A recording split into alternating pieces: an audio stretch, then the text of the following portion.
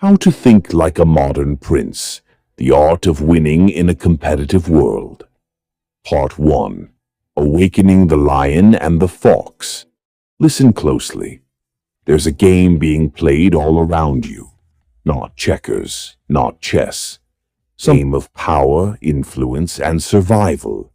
For centuries, a single name has been whispered in the halls of real power, not as a villain, but as a strategist. Machiavelli. But forget the cartoon villain. Forget the mustache-twirling cynic. The real Machiavelli was a political artist, a realist who saw the world as it was, not as he wished it to be. He wrote his manual, The Prince, not for monsters, but for those who wanted to win, to build, and to survive in a world that was brutal, unpredictable, and unforgiving. That world hasn't changed. It's just wearing different clothes. The boardroom is your new city-state. Your career is your principality. Your reputation is your army. You are already playing the game. The only question is, are you playing to win or are you being played? This is not about becoming evil. This is about becoming effective. It's about trading naive hope for empowered strategy. It's about understanding the rules of human nature so you can stop losing and start building something that lasts. Imagine your mind as a fortress. Right now, it's probably filled with nice ideas. Be kind and you'll succeed. Work hard and you'll be rewarded. Be authentic and people will respect you. These are beautiful decorations, and they make your fortress incredibly easy to storm. Thinking like a prince means fortifying your mind. It means looking out from the battlements and seeing the terrain for what it is. Not good, not evil, but real. It means having a lion's courage to act and a fox's cunning to foresee. It's the ultimate system for agency in a chaotic world. Let's begin your transformation. Part 2. The core operating system. Upgrade your reality principle. 1. See the game, not the fairy tale. Most people live in a story. They believe in karma, in fairness, in a just world where the good guy wins. The prince lives in reality. Reality is not fair. Reality is not kind. Reality is a complex system of competing interests, hidden agendas, and limited resources. People act based on self-interest, fear, and desire, not based on storybook morality. Your first upgrade: start a mental ledger. In every interaction, in every meeting, in every negotiation, ask yourself the primal question: what does this person really want? Not what they say they want. Their real want. The want beneath the want. The employee advocating for a better process might really want less work for themselves. The boss praising team collaboration might really want to take credit for your idea. The friend giving honest advice might really be jealous of your progress. Don't become paranoid. Become observant. Stop listening to words. Start watching patterns of behavior. The game is always being played in the gap between what is said and what is done. Close that gap in your perception, and you gain a superpower. Principle 2.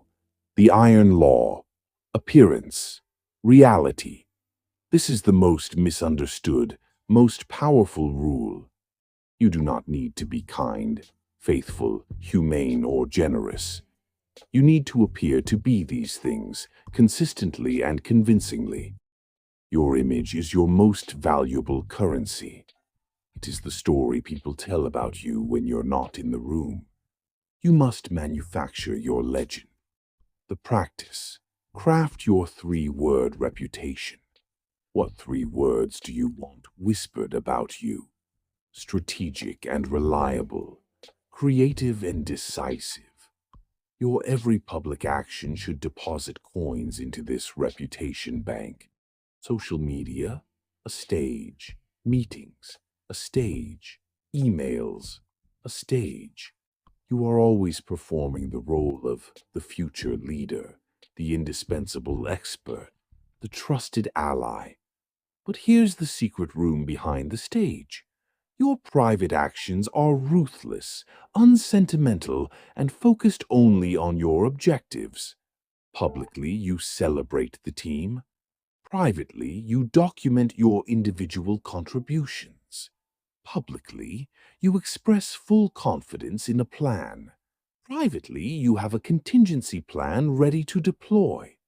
You wear the mask of the ideal player, while your true face is that of the master of the game. This isn't hypocrisy, it's theater, and the world is your audience. Principle 3. Become the calculus of fear and favor. Machiavelli's infamous line, "It is safer to be feared than loved if you cannot be both." Let's translate this from 16th century warfare to your modern life. Fear today doesn't mean terror. It means respect for your power. It means people know there is a consequence for crossing you, for wasting your time, for betraying your trust. Love means affection, loyalty, the desire to see you succeed. The modern calculus. You want both. But when you must choose, prioritize being respected. Affection is fickle, respect is structural. Enemy when you can make a neutral party. When you must strike, do it swiftly, cleanly, and with a rationale that seems fair, even to the target. Part 3. The strategic mindset. Your new mental software mindset. 1. Fortune favors the prepared, not the lucky. Machiavelli saw the world as ruled by two forces: virtù, your personal force of will, skill, and preparation, and fortuna, luck, chance, the unpredictable. Most people pray to fortuna. They hope for a lucky break. They wait for their moment. They are passive. The prince does not wait. The prince prepares the ground. Fortuna is not a goddess to worship. She is a raging river. The fool stands on the bank, hoping it will carry him where he wants. The prince, long before the flood, digs canals and builds dams to steer the chaotic force toward his goals. Your action. Identify the three great floods coming your way: a industry shift, a company reorganization, a technological disruption. Now start digging your canals today. Flood. AI replaces my job function. Canal.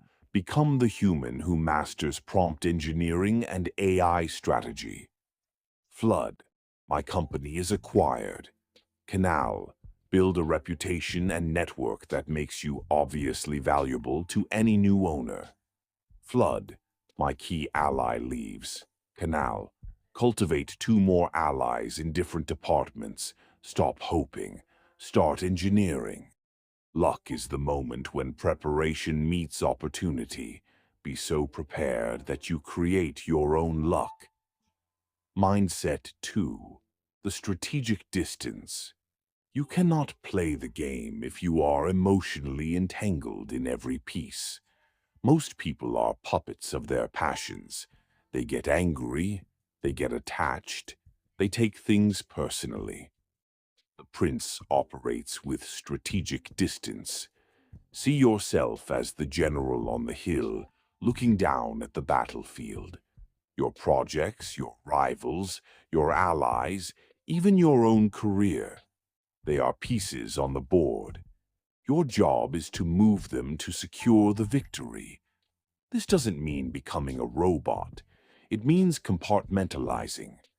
Feel your emotions deeply in private. But in the arena, you are all calculation. Did you just get betrayed? The emotional human wants to scream and burn the bridge. The prince on the hill thinks, interesting. This piece has revealed its true allegiance. How can I use this information? Do I remove it now or let it think it has succeeded while I maneuver around it? Are you euphoric over a win?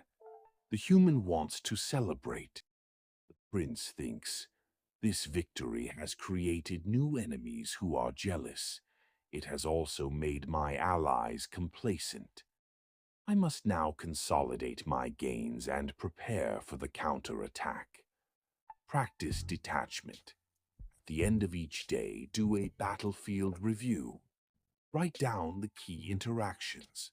Now, imagine you are a consultant hired to advise you. What would that detached expert tell you to do tomorrow? That is your strategy. Mindset 3. The sovereignty of the self. Most people seek permission. They wait for validation. They ask, what do you think I should do? The prince's first principality is his own mind, his own time, and his own energy. You are the absolute ruler there. You declare what is valuable. You judge what is true. You decide where your resources go. This means your time is a kingdom to be defended. You do not find time. You allocate it ruthlessly. Anything that does not serve your core objectives is a trespasser. Say no with a smile. Say no. Your energy is your treasury. You do not spend it on gossip, on outrage, on the petty dramas of others. You invest it in learning, in building, in strategic relationships. Your mind is your war room. You do not let the news, social media, or other people's anxieties colonize it. You curate the information that enters. You are the sole gatekeeper. When you truly become sovereign of yourself, a magnetic authority emerges. People sense you are not desperate for their approval. You are not scattered. You are governed. And that makes people want to be your subject, your ally, your follower. Part 4. Mastering the modern arts of war, the art of intelligence, not gossip. Listen to the disgruntled veteran. He knows where all the bodies are buried. You ask open-ended questions. You listen. You connect dots. You are not collecting trivia. You are mapping the power grid, who influences whom, where the real budgets are, what the unspoken rules are. When you know the terrain better than anyone, you can move through it unseen. The art of strategic alliance, not friendship. Friendship is personal. Alliance is strategic. You can be allies with someone you don't even like if your interests align. The rule of reciprocal advantage. An alliance must provide clear, ongoing value to both parties. It is a contract of mutual benefit, not affection. When the benefit ends, the alliance naturally dissolves, without drama. How to forge an alliance. 1. Identify their need. What do they want?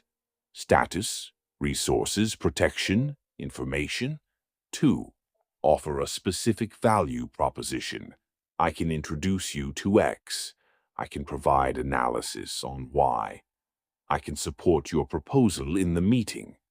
3. Execute flawlessly. Deliver on your first offer to establish trust. 4. Create interdependence. The alliance should become a structure you both rely on. Never make the amateur mistake of assuming an ally is a friend. Never confess vulnerabilities to an ally that they could use against you. An ally is a partner in a specific dance. When the music changes, be prepared to change partners. The art of controlled revelation. Most people overshare. They reveal their dreams, their fears, their plans, seeking connection.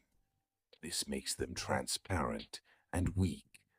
The prince practices controlled revelation. You are a mystery wrapped in a reputation. People know what you want them to know. Reveal your strength, never your insecurity. Reveal your past successes, never your future moves until you're ready to execute. Reveal a calculated vulnerability, e.g., I'm not great with design software. That makes you human, but never a vulnerability that could be a fatal flaw, e.g., I'm terrified of public speaking. If you're a leader, silence is a fortress. Learn to be comfortable in it. In negotiations, in meetings, in conflict, whoever speaks first after a question is often the one who reveals more. Let the silence hang. Let others fill it. You will harvest information like ripe fruit. Part 5. Winning the battles that matter. Battle 1. The takeover, acquiring power. You want a promotion, a new job, a leadership role. The amateur updates their resume and applies. The prince engineers a silent coup. The strategy: make yourself the obvious, inevitable choice. 1. Do the job before you have the title. Start solving the problems of the role you want. Create analyses, draft plans, quietly fix things. Let your work for the desired role become visible. 2. Shape the narrative. In conversations, begin framing yourself as someone who already thinks at that level. From a leadership perspective, I see 3 challenges. Not, I hope to be a leader one day. 3. Eliminate rivals without fighting them.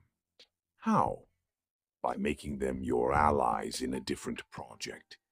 By recommending them for a different, attractive opportunity that takes them off the board. By so exceeding their competence that the comparison becomes laughable. Never ask for power. Demonstrate that you already wield it, and the title will simply catch up to reality. Battle 2. The consolidation, holding power. Gipetting power is one to fing. Keeping it is where most fail. They become arrogant. They make enemies. They neglect their foundation. The prince's first 100 days. Secure your base. Identify the 3 to 5 people whose support is critical. Meet with them privately. Understand their concerns. Secure their loyalty, not with promises, but with a tangible early win that benefits them. Neutralize opposition. Find the person most threatened by you. Instead of crushing them, co-opt them. Give them a specific, important task that plays to their ego and keeps them busy. Praise them publicly for it. You turn a potential saboteur into a visible supporter. Deliver one signature victory. In your first 90 days, identify one annoying, persistent problem that everyone hates. Solve it completely. This creates momentum and becomes the story of your early reign. Things finally work now. Battle 3. The defense against attacks and setbacks. You will be attacked. Your projects will fail. This is not disaster. This is data. The prince never panics. He analyzes. Precise, and so disproportionate that it discourages all future attacks. One brutal, definitive response is better than a dozen petty squabbles. Remember, a fortress is not defined by never being attacked. It is defined by being impregnable. Let them waste their energy on your walls while you grow stronger inside. Part 6. The ultimate purpose. Beyond winning. This is the final, crucial secret that the caricature of Machiavelli misses. Thinking like a prince is not an end in itself. It is the means to build something that matters. Machiavelli's ultimate goal was a stable, prosperous, glorious state. The power, the strategy, the cunning. These were tools to achieve order from chaos, to create something durable that benefited the people. Your modern principality, your team, your company, your project, your own life, must serve a purpose greater than your ego. Channel your power into creation. Use your influence to protect the talented underdog. Use your strategy to launch a project that actually helps people. Use your reputation to elevate standards and ethics around you. The prince who only takes becomes a tyrant, and tyrants are always eventually overthrown. True prince is a steward. He wins the game so he can change the rules. He acquires power so he can distribute opportunity. He sees reality clearly so he can build a better one. That is the highest calling. That is the real victory. Your mandate begins now. You have been living in a dream of how the world should work. It's time to wake up and master the world as it is. Start today. 1. Observe one interaction without participating. Just watch the game. 2. Make one strategic decision about your time. Cut one thing that doesn't serve you. 3. Rehearse your 3-word reputation. How will you embody it tomorrow? The path of the prince is not for the timid. It is for those who are tired of being pawns, for those who want to stop complaining about the game and start mastering it, for those who want to build, protect, and leave a legacy. The world is not waiting for you to be nice. It is waiting for you to be competent. It is waiting for you to be effective. It is waiting for you to be powerful. Now, go forth and fortify your mind. Your principality awaits. The first method for estimating the intelligence of a ruler is to look at the men he has around him. Niccolò Machiavelli. Who will you have around you? More importantly, in whose circle will you be the indispensable one? Begin.